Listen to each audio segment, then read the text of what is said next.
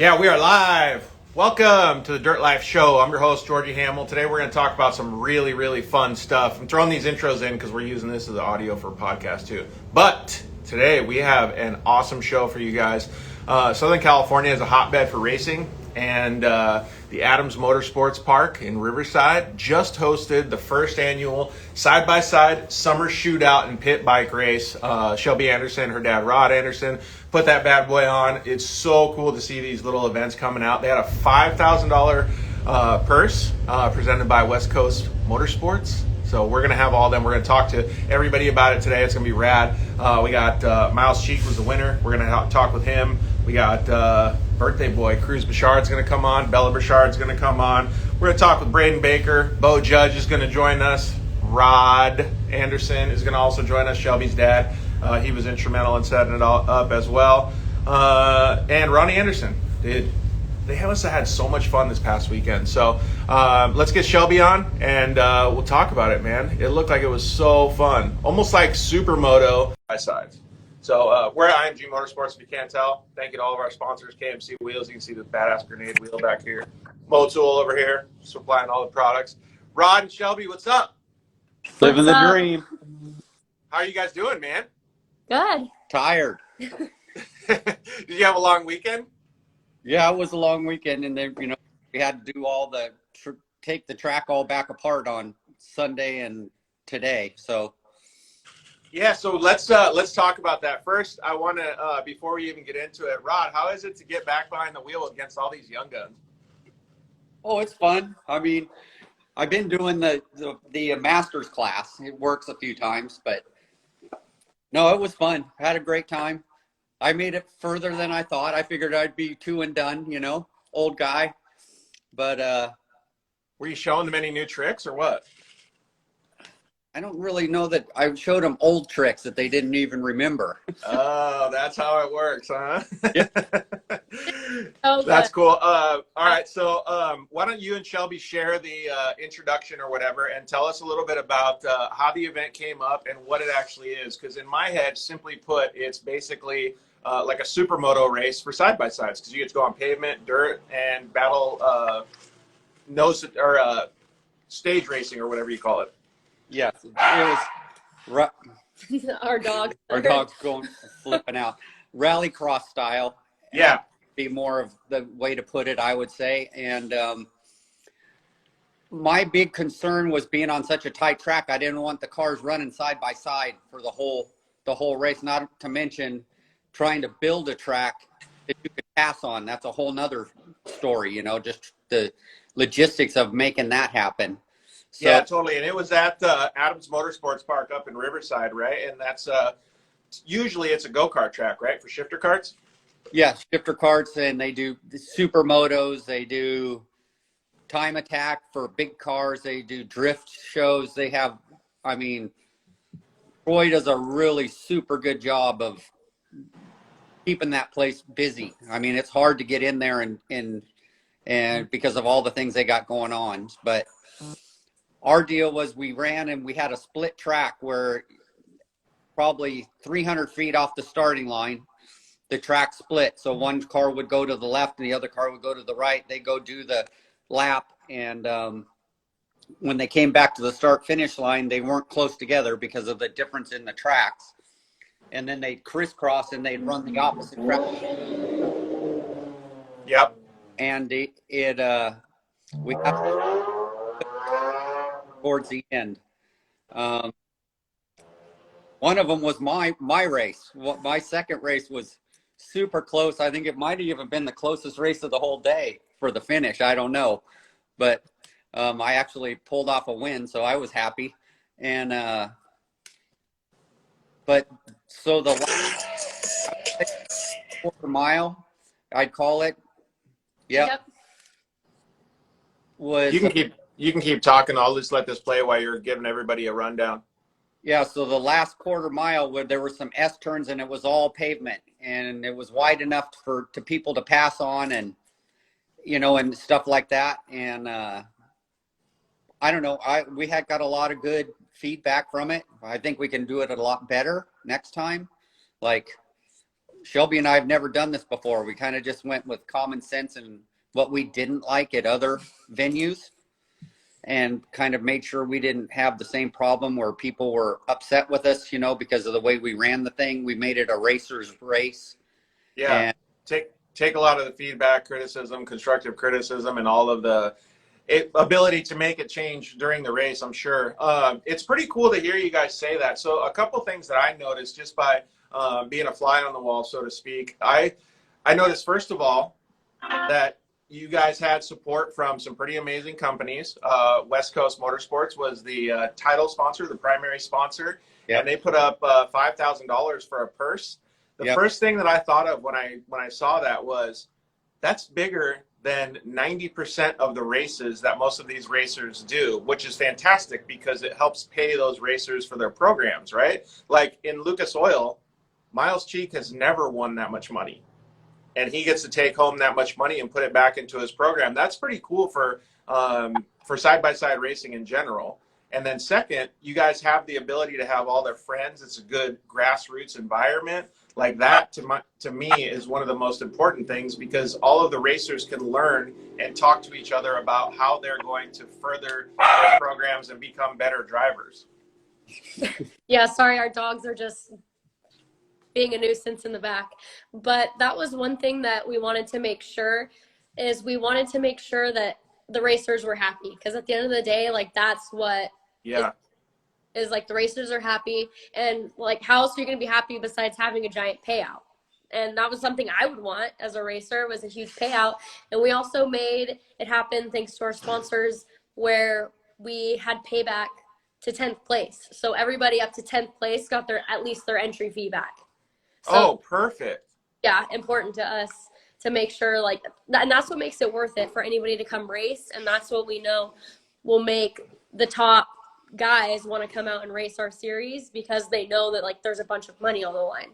So, Yeah, absolutely. Well, and like, I hate when series just put up a bunch of money just for attraction, right? You're giving enough money to be able to put some money back into the racers' pockets, right? And to help them actually get to the races and do the things that they love. Like, that's the perfect way of going about it, because then, just like Rod, you said, it's a racer's race.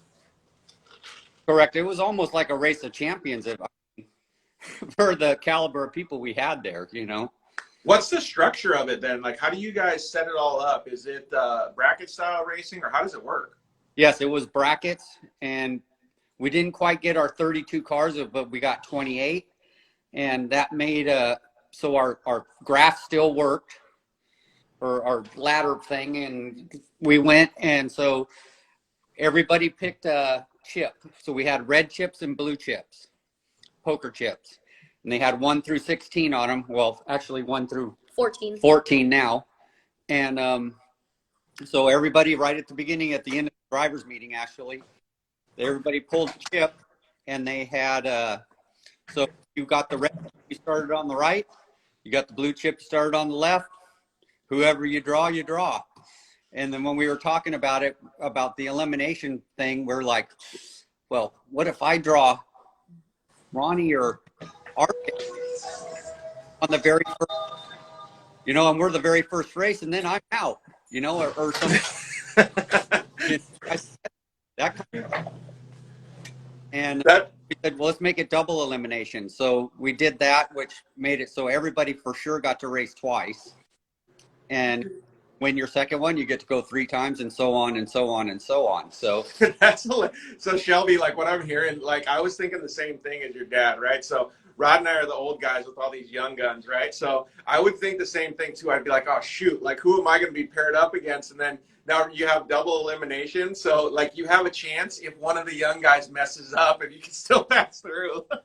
Well, and that was the thing too. Yeah. I mean, if it didn't matter, everybody was it was pretty close. And we had the problem about turbo cars and NA cars. So we came up with a deal for that. And we could make that a little bit better next time. But there was no way that we were going to get 32 turbo cars and 32 NA cars, not on our first one.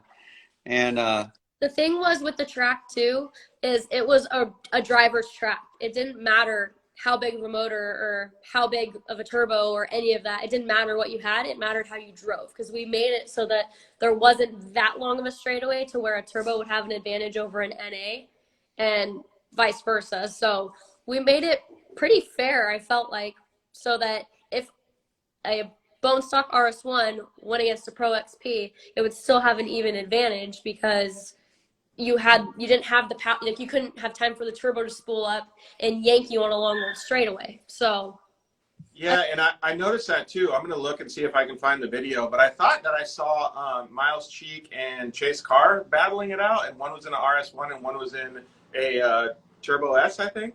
yeah, No, a Pro XP. Myles was in the Pro XP and Chase was in the RS1. And So here's an RS1 battling against Ronnie, it looks like. I don't know which one it is, or this was the test day or something. that was our video, yeah. That was me against Ronnie, but still, like, We were testing to see about how much gap we needed to put between the turbo and the RS1 at the beginning. Got it. It looks And like it was so pretty cool, and it was pretty fit. That's got to be difficult to go through and do all that stuff. But, I mean, you guys made it look easy. Yeah. I don't know about it being easy. I mean, we learned a lot. Like, we should have had about 5 more people to help with Shelby and stuff for just logistic parts, like to keep the board going for stage and all that stuff. Shelby put that up in the tower, and just everybody on the radio I think it would have been a lot more efficient and would have went a little smoother. But it wasn't.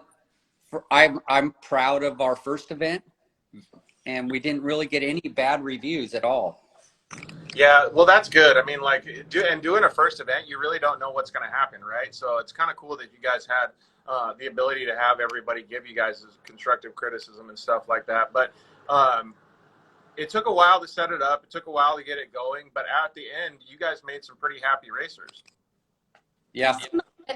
I think everybody kind of enjoyed it. It was something different, was what was important to us, is that there was nothing like what we had done before. Like, it was nothing that anybody had ever done before, from the purse to the type of track that it was. Everything about it was just different, and that was something that we wanted to do. We had gone to Adams a few times to kind of just drive on the asphalt, and we did time attack. And then we were like, my dad was like, dang, we could really like make something out of this with like the dirt and the asphalt. And so everything just kind of started happening between RJ, Ronnie, us, our friend Rob, and Troy. We just kind of made the whole thing happen. Yeah, that's a lot of smart people all involved in one thing. So let's get to like a little bit more simple understanding of it. So what was like the terrain? Like, how many corners were there? Was there split lanes? Like, give me some of the racers. Like, how are you going to get me to come out to the next event if I want to race? Well, there's, like I said, I was really worried about cars running side by side for the whole time, and just met breaking cars. Nobody wants to break their car.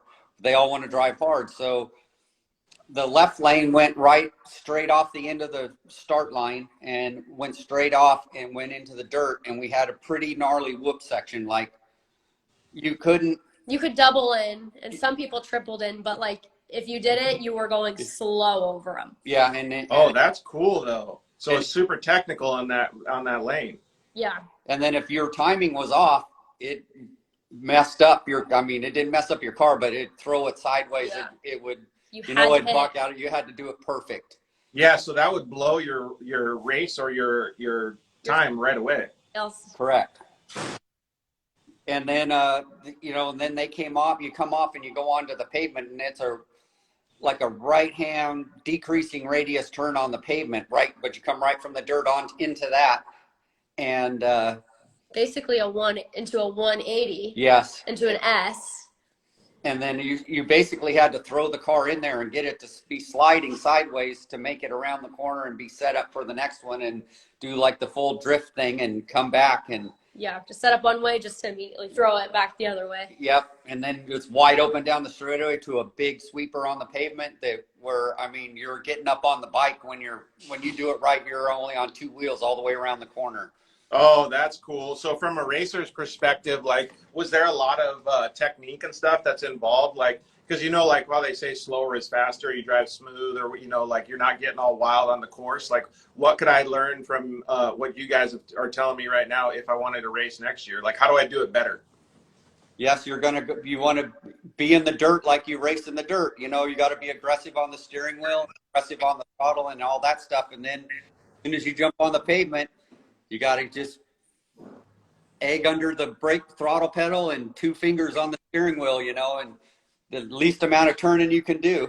Yeah, just be really smooth. All right, so we got our homie Ronnie Anderson on. What's up, dude? Do you agree with what your Uncle Rod's saying?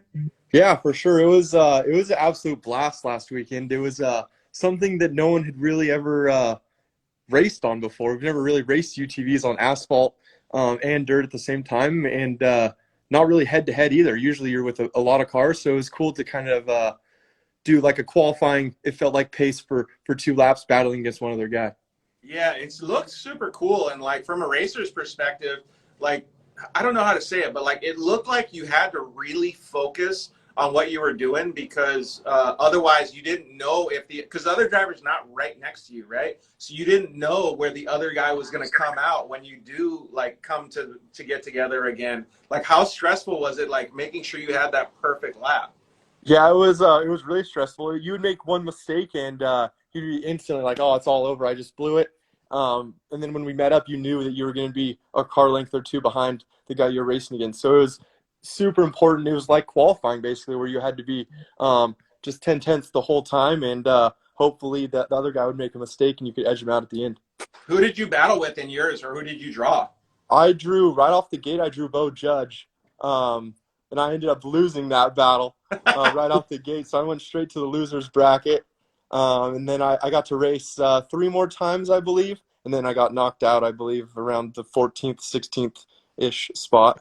All right, so anybody that's listening that has maybe heard the first time or whatever, but like Ronnie's no slouch, man. He races professionally, and he was still like, since it's I don't know what you want to call it, like a new form of racing, since it kind of like Ronnie said, it hasn't been done.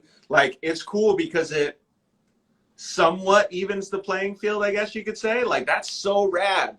Yeah, for sure. It was really cool just to and we had just so many fast people out there and just so many different kinds of vehicles. Like I raced basically a virtually stock play car. We had race cars. We had bone stock RS1s. RJ brought out the 2-stroke RS1.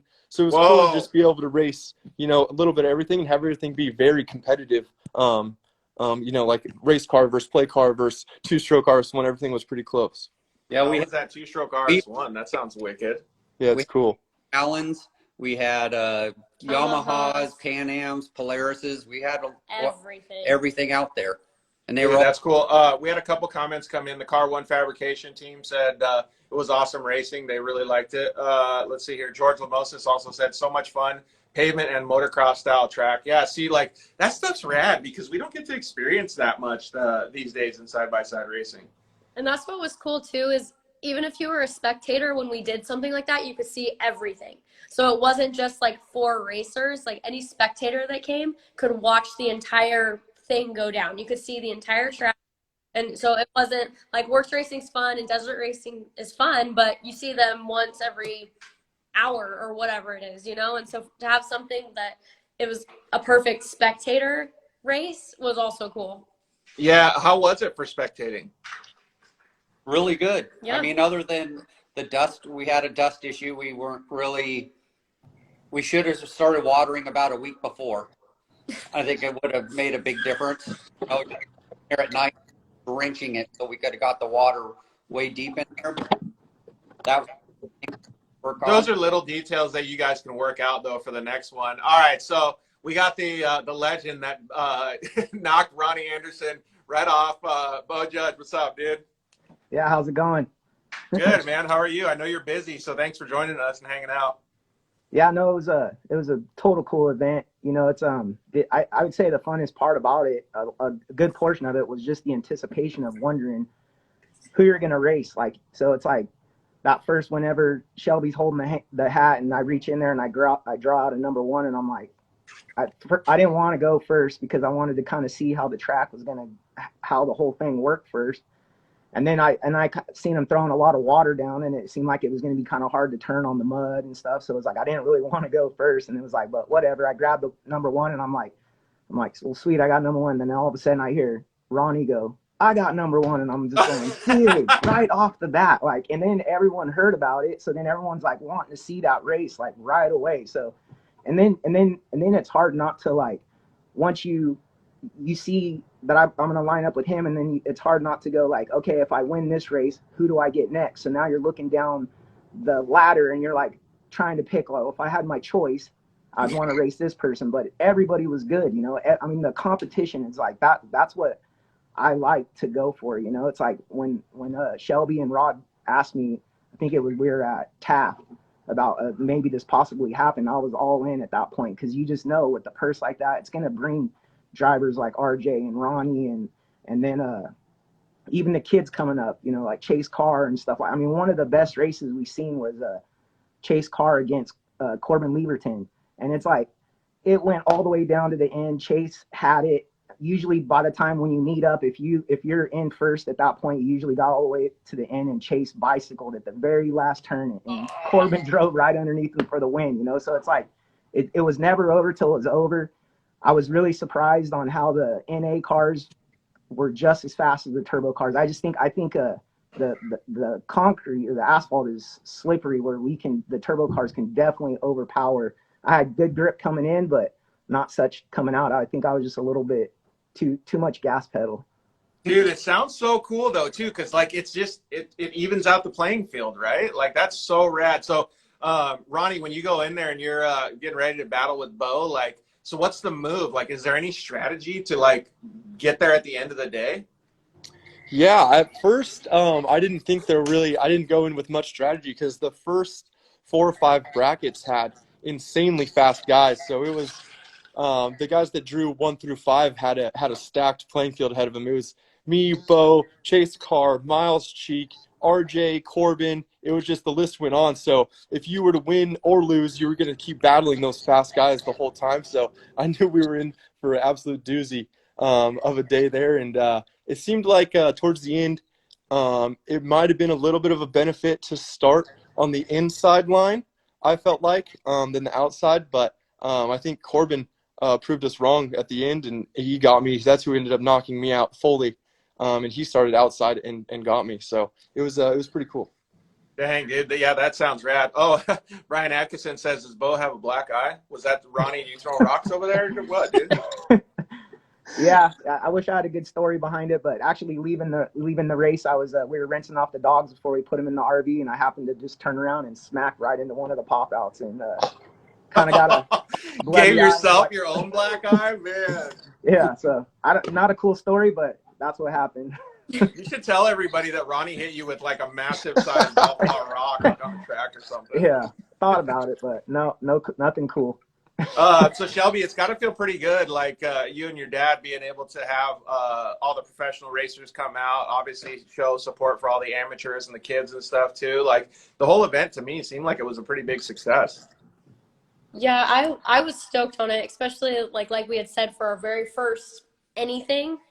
It was cool to see the amount of like people that came, the names that came out, like RJ, Ronnie, Bo, Chase, like, and Myles. then it goes Myles, and then it goes down to like these up and coming kids like George and Richards and yeah, my dad.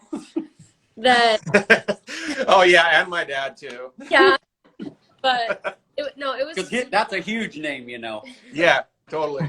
but, Big dog on the track. But yeah, it did seem like it was a pretty cool event. What were some of the other fun pieces from a racer's standpoint that you guys had, Bo?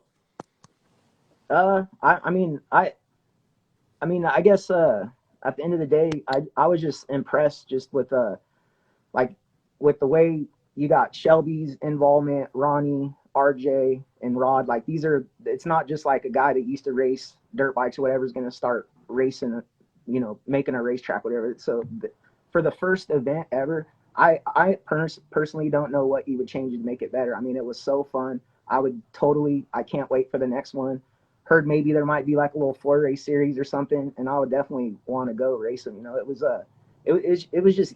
just so even. I mean, there was a guy I don't want anyone to think I'm talking crap or anything. I don't know his name, but he was in like it was like a lifted Talon with small tires. I think he went further than I did, because it's just kind of like how you catch the bracket, or if someone just accidentally spun out or something, you could be racing someone really good, and you have to be so perfect and so precise that we're on the edge the entire time, to where if you just happen to throw it in of just a little bit, it's like all of a sudden you just went across some ice or something, it just spins out, and you're one of the best guys that should have won, and you're getting put out by a lifted Talon.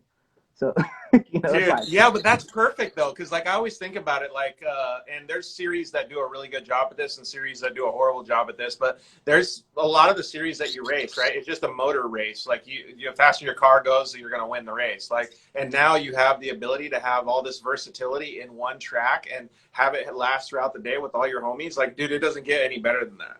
yeah, no, it was a full-on driver's track. There was no, I mean, yeah, you could do better on if you had a good setup or whatever, but I honestly, Shelby asked me a few times if I was bringing my son Brayden, which is, he's been doing pretty good in the NA cars and stuff. And I honestly was like, I'm not gonna, I got to buy tires, entry fee. I just feel like I'm donating some money. But once we got there, it's like I totally wish he would have came, because it's like the kids that he's battling with in the works and stuff like that, they were all up there doing it, and I know he would have been up. I just thought that the turbo cars were going to be the ones winning, but they ended up having an NA car that got third, so it's like it was anybody's race to win or lose. Dude, how rad would that be, Shelby, if Bo's son just waxed him out there?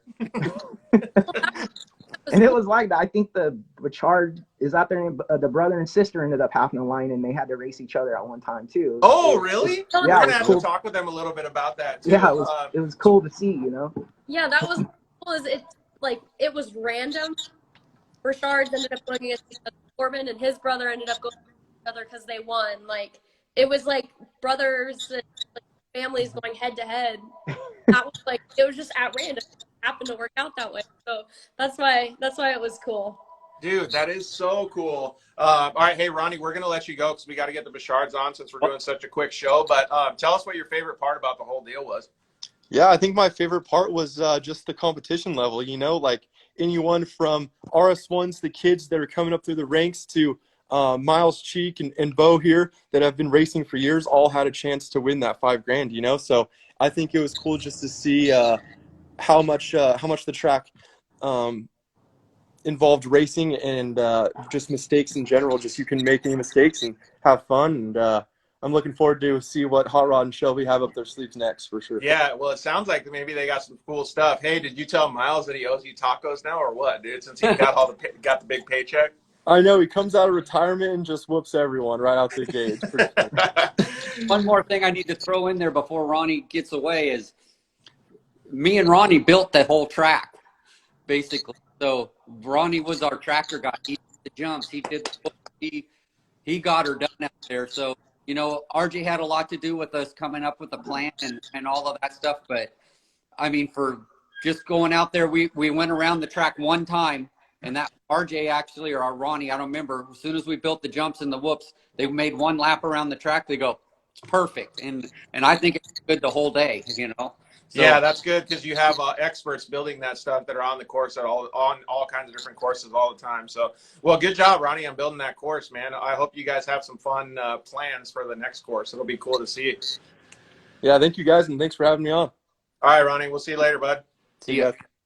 All right, so we're going to get the Bichards on here too as well and talk to them a little bit about their stuff. So what was your favorite part about the whole deal, Bo? Was it kind of the same as Ronnie, or did you like something different?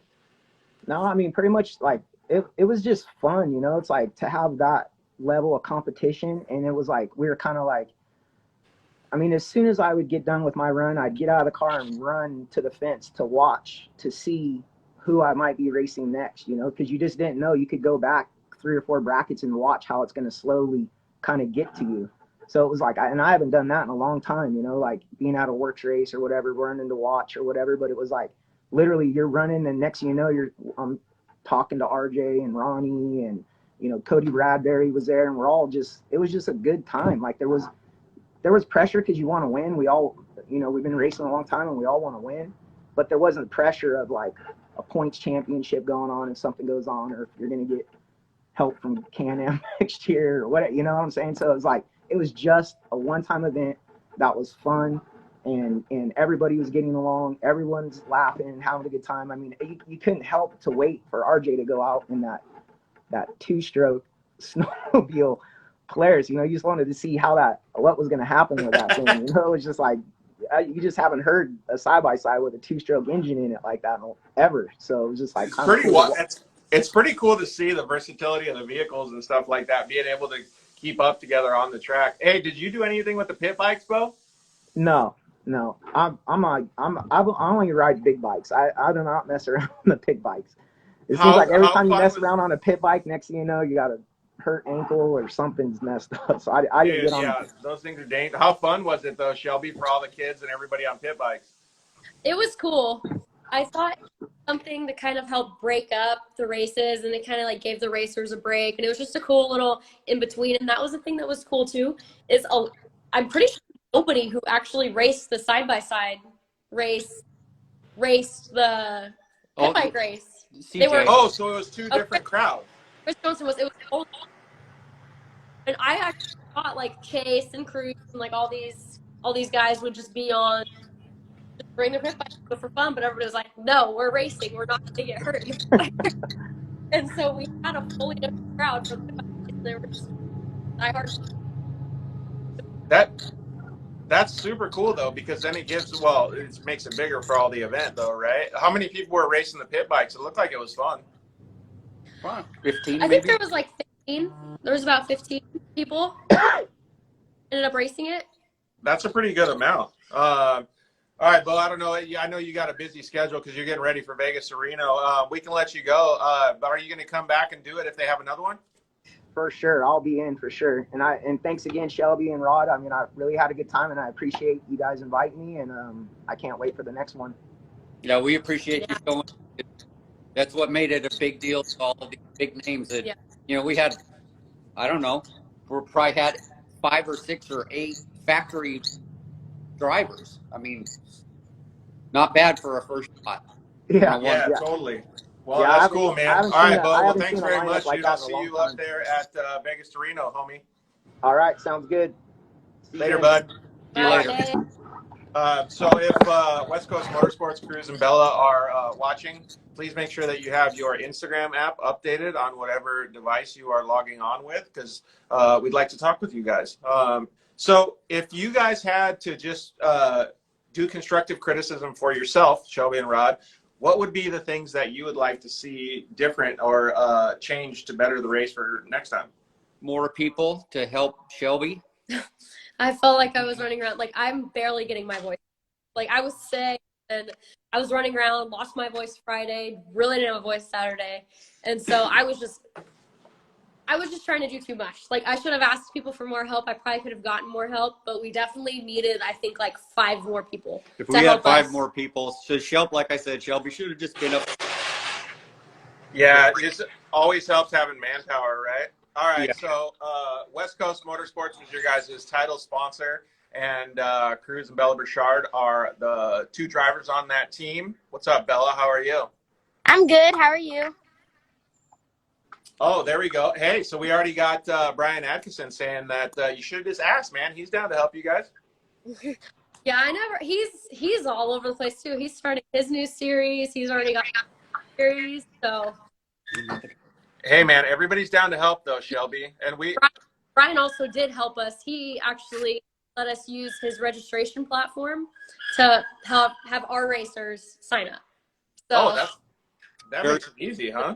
Oh, that made our life way so easier. Easy. And that's the thing, is it helped us look more professional instead of being like, hey, Venmo, Shelby Anderson 5. That's hilarious. Well, I'm glad that you guys have the ability to have some help too. And I know Brian's a busy guy, but it's cool that he's able to offer some help too. All right, Bella. So what was your favorite part of the whole event? And hey, is Cruz going to come on with us? Yes, he is. He's actually hitting his hole right now for his birthday. Oh, okay. And you guys are out. S is the face of motorsports, so she is our title sponsor. So that's why I want them to come on too. Oh, that's how it works, huh? Well, Bella, what was your favorite part of the whole event? I have to say my favorite part was definitely battling out Cruz in that last round that we did. That was really cool, and I really didn't know how we were gonna do, but seeing how close I actually got to him and where he excels that I don't, and where I excel that he doesn't, was really cool to watch. No, so that means that you already understand where he did better and where you did better. So now you're going to probably try to tighten that gap for next time, huh? I like the racing mentality. I hope so. That's pretty good. And obviously you had fun because all your friends were there. Yeah, no, it was a really big turnout for for a first time event. It was good energy, you know, a really good place. I feel like a lot of people had fun, and you know, it was really cool. How was it to race on, like, because you're used to racing like works races out in the desert. You've done like Oak Hill with the Texas Outlaw Series and like that kind of stuff. How was it racing this different type of track? No, it was crazy. Honestly, a first time experience. I've never raced on asphalt. I'm a desert type of person, you know. It wasn't my thing until I raced that weekend and I saw how cool it was, and you know, there's a lot more action than there is with other things, but it's really neat. Well, so I have two questions then. First question is, what tires did you use? I ran Hoosier tires. Oh, okay, so like more of a street like tire. And then the second question is how do you change your driving style if you're going to be on pavement and asphalt? I have to realize Pavement and dirt. Yeah, I have to realize that I'm more like stuck to the ground, not necessarily, but than like others. So, you know, like that sharp movements will like affect the race and stuff. But I don't know, it was fun. That's actually a good thing to bring up, Shelby, is like when you have people, and you know, Rod too, you can understand this as well. Like both of you guys have been racing side by sides for a long time, out in the desert, in the dirt, wherever it is, and now you have this different like little driving style change, right? Where you're really having to be smooth, like you were saying, Rod, on the pavement or on the asphalt. And then how does that transition or translate into when you go back out in the desert? I feel like it would make you much more concentrated, smooth driver. Absolutely, in my opinion, yeah. Any time you can change the way you're the type of driving you're doing, it's nothing but just like James Jaramello. He's a perfect example. He goes out and runs on the pavement, and it just teaches him how to be light on the steering wheel. So like if you're racing a Lucas track and at blue grooves and stuff, you know, you have to change your steering input and your braking and all of that stuff. And just being on the pavement is crazy. I mean, we got that started from, I just went and did time attack, slammed my car down on the ground, crossovers off, held it down. It was only 4 inches off the ground with Hoosiers on it. And the thing is insane. Yeah, that's so cool though. Bella, do you think like driving on that track is going to help you at your, we'll call it normal style racing, like when you go in the desert? Yeah, I think because that type of driving is more technical, it really helps when I'm in desert because say like, you know, a really tight corner came up, I know how to react to it more because of the experience I had. But it's definitely, it teaches you a lot more things. So you said that your favorite race was like racing against your brother. That's super cool. Like what Shelby was talking about earlier. Who else did you get to race against? I got to race, so I was actually supposed to race against, I think, Casey, but he didn't end up showing up. So a guy from Seal Savers ended up like volunteering to race because Shelby asked him, and he raced Shelby's car, Mason. and I think Shelby's helmet too. Yeah. So it was. Dang, dude, Mason has a peanut head if he could fit in Shelby's helmet. I know he literally showed up and pulled down the stage my helmet, and I was like, fit in my helmet. Oh, That's so funny. Hey, Bella, will you put your finger over the microphone on the bottom? Dude, that's so crazy, man. Well, super cool that you let Mason drive that thing. yeah, like, well, because we had like the perfect amount. It was even. It's really fun. I had so much going on. I didn't want to add one more thing to my plate. So I was like, man, when Casey told me he couldn't make it, I was like, dang, who am I going to have race? And then Mason was like, I will. I was like, all right, like my car's over there, go see if you fit. And it just ended up working out. So it was really Put me in, coach. Yeah, it was He so did. cool. He did really well for just jumping in He did cold. so good. Yeah, and plus he's just a good dude, right? And was his family out there too in the newborn? His whole family, the newborn, the thing had to have been like a week old. Like they brought the baby out there, and I was like, oh, dang, like families just die hard. The whole family, his parents, everybody was there. But it ended up being a really cool experience for him. And Yeah, that's so fun. And Bella, I'm assuming just because I know that you're a big people person, I'm assuming that your favorite part was just hanging out with everybody too, huh? Yeah, no, it was really cool. Even after the race, he came up to me and he's like, "Good job, you know, I was the one in Shelby's car," and it was like it was a pretty good competition. But I think for the most part, one of my favorite parts about it was that everyone had a smile on their face, and it was really a good time. Yeah, it seems like it was a good time, man. I feel like I really missed out on it. I was up in Henderson, Nevada, so it was hard for me to get down there. But I definitely want to go to whatever the next one is. Shelby, do you guys have plans to do any events in the future? I kind of heard your dad hinting at it. I think we definitely do the one race every year. I think a four race series is pushing it for me right now, but maybe who knows? We'll see. But I think for sure we want to do that.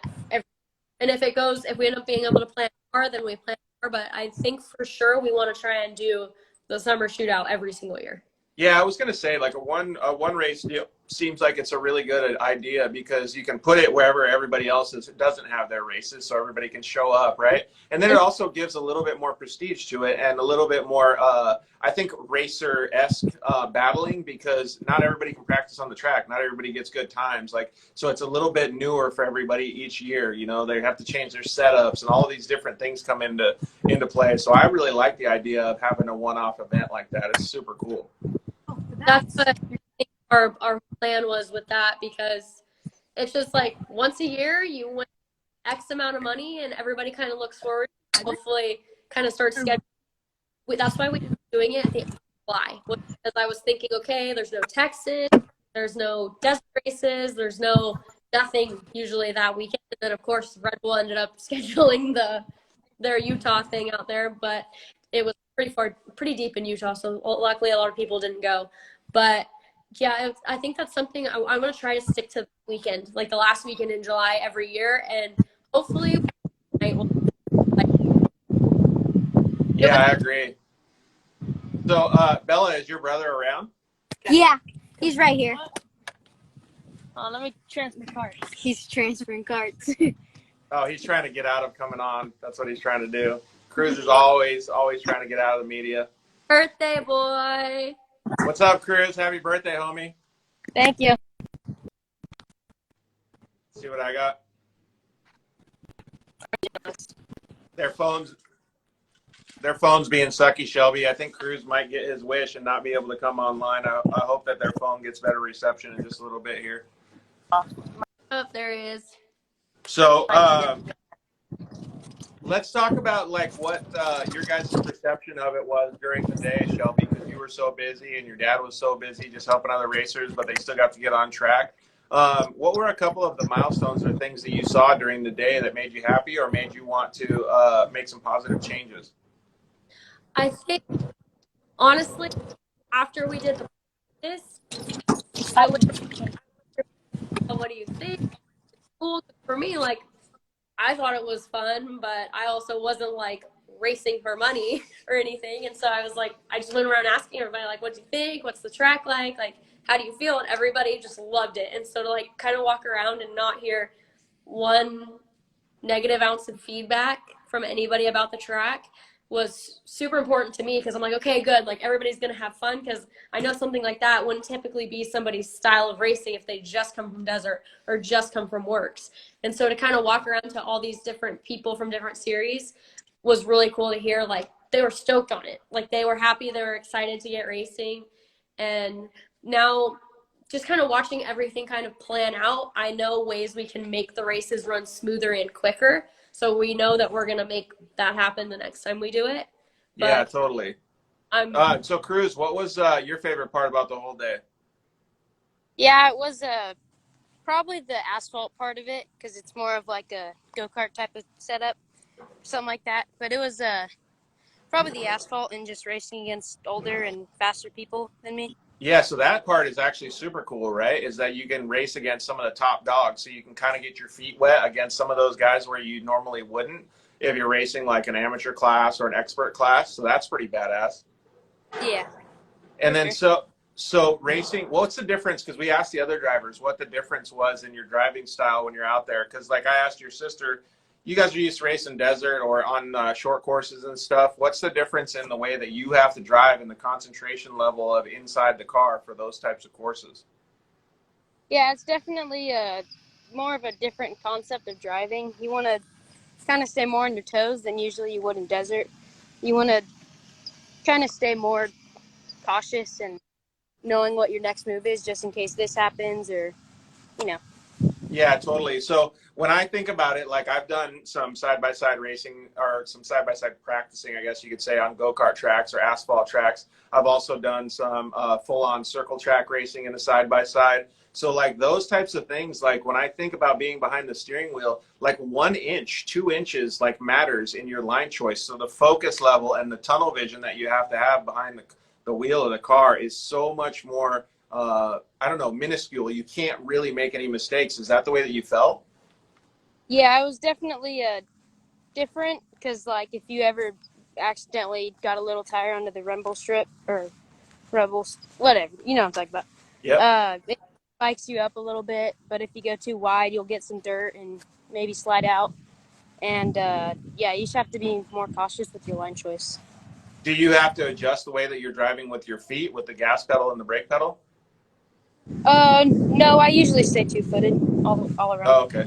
So you're good to go. Right on, man. Well, we're gonna get Braden Baker on and Myles Cheek, the winner of the event, on. So I just want to say happy birthday. I know everybody that's watching the show is gonna say happy birthday to you too. So have fun golfing, dude. Oh, thank you. Tell your parents hi, and obviously Shelby and Rod and everybody wants to tell you guys thank you for being the title sponsor too. Yeah, I will. Thank you, guys. Thanks. Bye, Chris. Bye. Later, bud. All right, so we'll get Brayden to come on here too, and then we'll have Myles come on.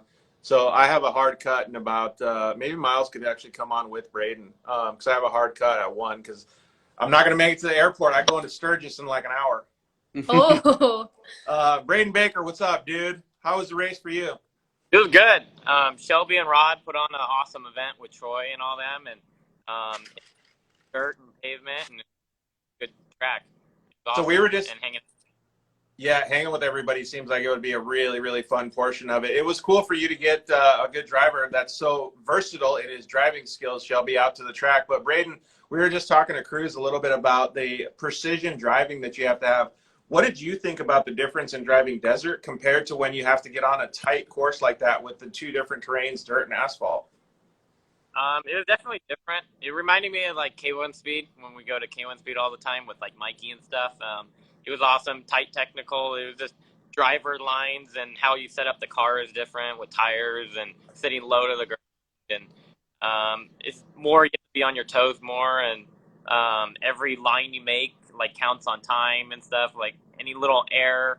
So it was just trying to be on your toes and make sure every line hit perfectly, and if you make a mistake, it costed you on time and stuff like that.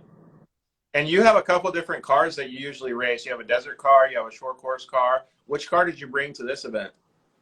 I brought my pro stock, like the car I race at in Works, to the track, so I just set it up a little differently for pavement and a little both mix. So I kind of lowered the car and put different tires on, and it worked pretty good out there. What Brayden car? the What car is it? podium. Like he was the RS podium. I'm sorry. Go ahead, Brayden, and then we'll let Shelby go. I brought my Polaris RS1, so it was like a naturally aspirated NA. Yeah. Okay. Cool. Yeah. So a light, nimble car. And then what were you saying, Shelby? I said Brayden was the only NA car to podium, so that's why we said, like, when Bo mentioned that there was an NA car on the podium and that it was a pretty even play. Like, Brayden was the only NA car on the podium, but he also, like, was a battle with Sean Saxton for the very end. Like they were literally banging doors, taking out hay bales at the very end, trying to get like the second place position to go up against Myles. So it was super cool. Dude, that's crazy, right? And that's like the strategy thing, I guess you could say. Like, so did you have a strategy, Brayden, or were you just winging it? I don't know. I was just kind of winging it. I mean, I was hoping I would just keep moving on. I was just picking my people off, and I mean, and then we got into some really tight battles with Sean and Myles, and I mean, these guys won multiple championships. They're literally raced way longer than me, and they're awesome drivers. So to even just race against them, it's awesome because these guys are literally been doing it for so long. So it was just cool to be out there. Yeah, dude. And plus, like what everybody's been saying, John Mick says Sean got doored. I'm sure a lot of people got doored. Hey, Myles Cheek, what's up, man? Did you get doored by anybody this weekend? No, it was actually pretty clean. No bent Nerf bars or nothing. Car's still clean, so can't really complain about that. Yeah, that's good. And I was just telling Shelby and Rod at the beginning of this, like, you've raced Lucas Oil short course for years, and you've unfortunately never came home with $5,000 extra, right? Unless it was a championship. So kudos to you, buddy, for winning and taking home the payout, dude. That's pretty sick. Yeah, I made more in a day than I did.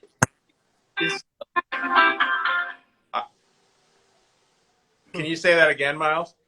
I was saying I made more in a day Saturday at Adams track than I did a full season of Lucas, so pretty pumped with that. Yeah, dude, for sure. Did you and Brayden get to battle at all or no? Yeah, me and Brayden, we were the finals of the winners bracket. Oh, so how was that race?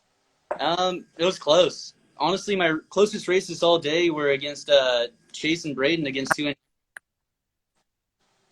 And both of those were RS1s, Brayden? You and Chase? Yeah. Dude, how rad is that then? What's going to be your guys' preferred car next year, Brayden? Are you taking the RS1 again? I mean, the RS1's pretty cool. I mean, maybe set up the car a little different, but I mean, Myles outdrove me in some section, so both the cars, you know, fits, but it's the driver's course, like Shelby and Rod said, so I just got outdrove. That's actually a good question to bring up then. So let's ask the three racers here. Rod, you go first. If you had to switch anything in either the car, a different car, or change anything on your setup, what would it be? The driver. That's your first. Are you going to take Shelby's job then? Because it sounds like you would be more stressed out if you were doing that than racing. Yeah, probably. Yeah. I mean, that would have been the only. I think my car was set up pretty well. I just wasn't. I don't have the talent the other guys do. I think my car would have been a contender and for sure if I had to put Ronnie or somebody like that in it. Gotcha. All right. So, Brayden, you kind of just mentioned it. What would you change, I guess, if you're going to do it again next year? I think probably the same car, but maybe set it up a little different. Tire pressure or much different. There's a bunch of things. Put the phone a little closer because it's getting the microphone's not hearing it all the way. Myles, what would you change? I can't change much. The car was good all day. It was fine. Tire pressure worked good. Wish I should with the close gravity. I think you need to get a little closer to the microphone too, Myles. It's a little bit hard to hear you. It sounds like everybody kind of has little tiny details, Rod, that they all want to change to get better, like a true racer, right? Well, yeah, and the thing is nobody really knew what to expect. They're like, yeah, you know, it kind of looks kind of fun on the video that Shelby did, you know, but nobody really knew. And like a lot of people were going to go, like I told you when we set our car up for just the pavement where it didn't have, you know, only had 2 inches of shaft and the car was only 4 inches off the ground, and we told them strap down. We told them do not show up with a pavement setup because it's not going to work, because we put jumps and whoops in it to make it so that everybody had a chance at it. You know, and you didn't have to do a lot of testing and stuff to make your car handle on the pavement. You wanted it to go through the bumps because it didn't matter where you were faster because it all evened out. Like my car was a little better on the pavement than a lot of them, but there were some that were faster in the whoops, and they came out on top, you know. So that's what helped make it even, in my opinion. Yeah, that's cool. D Block 1883 says throw another event next year. I think you guys already have plans to do that. Yeah, We have to now. Like we just have to now. So, what was your guys' favorite part of the track, or was there an actual like a line that you noticed, Brayden, that was like if you nailed the whoops on the lap, you knew you were gonna win? Like, is there anything like that? There was I think right when the two lanes kind of merge in the back section, if you kind of hit that corner pretty, you can make that next corner like easy without like just to set yourself up better, and you kind of make up a little time right there. That was where I noticed where I could pick up a little time right there. But I mean, or leaving it wide on the jumps, and the lanes, the whole track had. Yeah, it sounds like that. Would you agree with that, Myles, or did you have one specific area of the course where you were like, dang, I gotta do it perfect right here? Pretty much that same section that Braden was talking about. Right after the sections would come together, like you start bringing a little bit of dirt onto the asphalt, then that was actually a really tight section. And my car is over 80 inches wide, so I'd make sure like either you got to go full pitch into it or really just tiptoe your way through it, or you're just pushing all the way through the corner. So that's a pretty technical part of the track right there. And so, Shelby, I saw like you had like I think the video that I saw was probably maybe it was Brayden, but I think it was Chase against Myles, and you could see the difference. Like the RS1s it almost looked like they were tiptoeing around the corner, right? And then you see somebody like Myles' car is bigger, like a boat, let's just say, that's like really pushing it, and there was a completely different driving style. Yeah, that's the thing that we keep saying is it was so important to us to make it a driver's track. Like, didn't matter how big your motor was for the most part. It didn't matter what you did. You had to be a good driver, and you had to hit the marks on the track, and that's what gave you the success that you would have.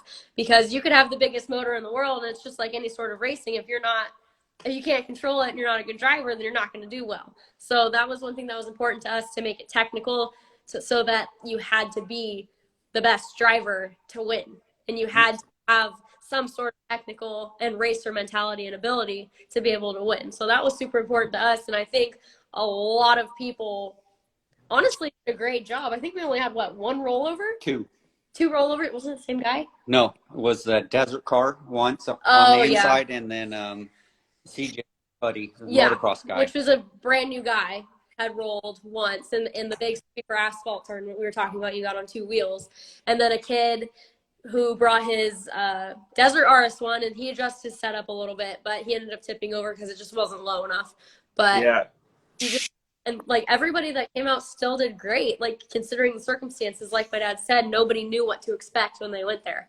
And so like, days before setting up, I was like, make sure, because I had Brayden calling me about some tires or some setup questions, or I remember, but I was like, make sure you do not have an asphalt setup. Like, you have to have suspension. And so I posted a picture of one of the jumps and said, make sure you don't have an asphalt setup, because it's going to be a bummer when you show up and your car's strapped down and you can't. Yeah, totally.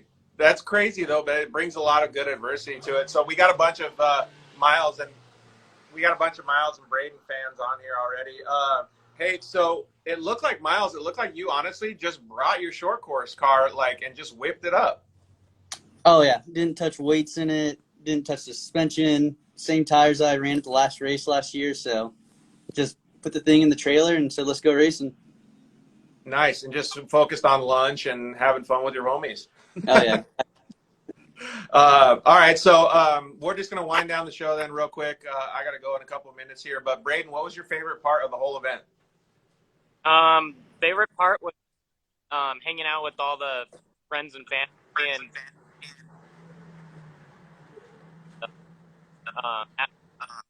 just It was a little hard to hear you, but yeah, the friends and family vibe, I think that's a really important vibe that anytime you're at the races, right? Yeah, BDI Geyser said Brayden was killing it. And Myles, what about you, man? Did you get any chance to, well, we want to know what your favorite part is, but I have a subsidiary question. Did you get any chance to cook any of your gourmet food for anybody? No cooking this weekend. Actually had a bit of a stomach flu, so couldn't eat all day. Was a little bit grumpy through the day, honestly. So glad I was able to get through it. Dude, yeah. So all I heard was no cooking, just winning.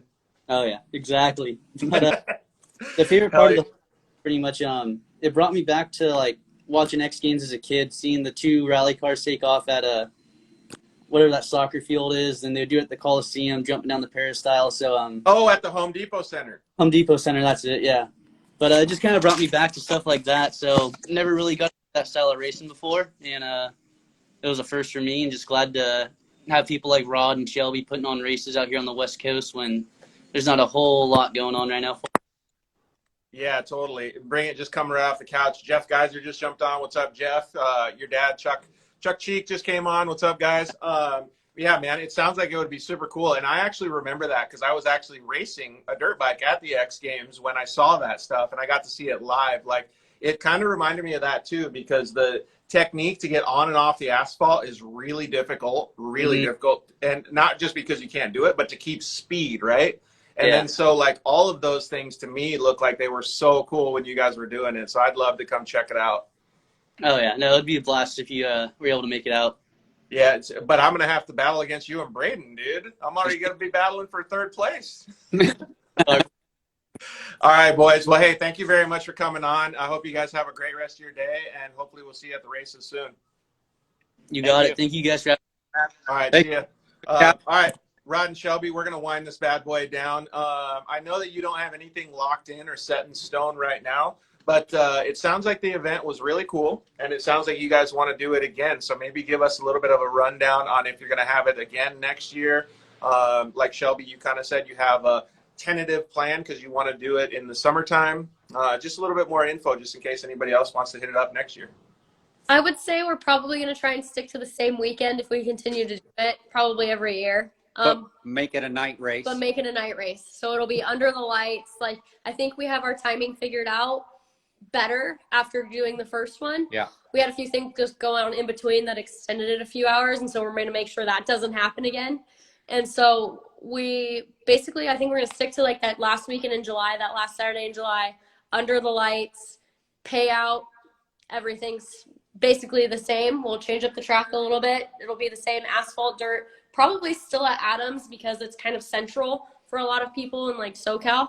But yeah, I think I think we have to do it. Like, everybody had a good time. Yeah. It like, we had decent payouts, and I think everybody was happy and stoked. It was something different. So yeah, I mean, 5,000 to win, 2,000 for second, 1,000 for third, and then we paid back entry fees all the way to 10th, which ended up, we had a 3-way tie because we only had 28 cars.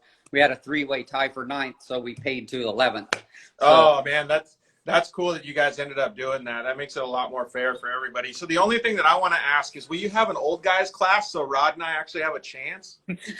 Everybody's been asking me about classes, and I think we have to stick on the class with like 170s or something, which I think we kind of talked about doing. I think we're better off just having the one head-to-head against everybody, and it's just winner takes all, because that's like, for payouts, it makes the day go faster. For the payouts, it makes it bigger, and it just, we make it, I think, fair enough to where like you could go up against anybody, and you just gotta have it. You know?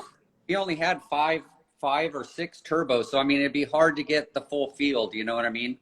Dude, Rod, I'm telling you, all I'm thinking about is just whole shots. It is too. That was a big part. All right. Well, thank you guys very much for giving us a little bit more info about the event. You guys did a fantastic job, clearly, and everybody enjoyed it. So the best thing about it, though, is I appreciate you guys keeping the grassroots feel of it and making it a really a good understanding that families can enter this, because this is what matters the most for the growth of our sport, is making sure that everybody knows that they can come in and they can have fun and there's a family atmosphere. So I really appreciate that you guys kept that vibe. Yeah, that was one thing that was important to us because of all the series we've raced over the years. Like, we just wanted to take everything we didn't like from that and make sure we didn't do it ourselves. Because we've had so much frustration with series over the past that we wanted to make sure we made, because the racers and the spectators and all that are the most important part. Like, we just did it because it was fun and it was something we could do together. And so for us to like make the racers and spectators happy, like that's really all we cared about, being racers ourselves. Yes. So that was crucial for us. But we have to thank our sponsors too, because we could not have made it happen without our sponsors. And Dad, moving my phone. Yeah, well, hey, throw a shout out real quick. Yeah, I have to thank West Coast Motorsports, like you said, was our title sponsor. So thank you guys, the Richards, everybody there. My dad's company, Anderson's New Power, helped us out too a bunch with some cash, some rentals, all that. Rugged Radios was our presenting sponsor, and so they kicked in a bunch of stuff for us also. San Diego Powder Coat, Par 3 Stonescapes helped us. Motul Racing and Vince LeCombra Realty. We actually put a realtor, so if anybody needs a realtor, Vince is your guy. But yeah, it could not have happened without the help of all these people. Like, it was not just us doing it. It was a group event. Our friend Rob, that's been helping us forever, designed the trophies. My uncle at CST. Ronnie and RJ. Yeah, I don't know because we never brought that up. The trophies were freaking insane. Oh, cool. Trophies were sick. Who did those? Yeah, it wouldn't have been possible. It was a group effort. So thank you to everybody. Who did the trophies? CST Suspension did the laser cutting. OMS and Machine It USA did the bases. The billet bases. And then Proline wrapped them for us. So the first place trophy was 2 feet tall for first place. The one Myles got was a 2 foot tall trophy, and it weighed about 9 pounds. Holy smokes, man. Yeah, thank you, Brayden. We really appreciate you coming on, too. All right, well, if there's not anything else, I got to get on a plane, man. Yeah, all right, don't miss your flight. But thanks for having us, George. Thank you. Love talking I really to you. appreciate you guys doing everything you are for the industry. So thank you both. We'll see you guys at the races. Yep, Bye. sounds good. Bye. All right, thank you guys very much for hanging out. Pop-up show, middle of the day on a Wednesday. So thank you guys really for hanging out. Really appreciate it. Thanks everybody that joined us. Appreciate all of our sponsors, KMC Wheels, Maxxis Tires, Motul, like Shelby said, all the guys over at Zolander Racing Products, the guys at Shock Therapy, Vision Canopies, and Cryo Heat. So we'll see you guys next time. Peace.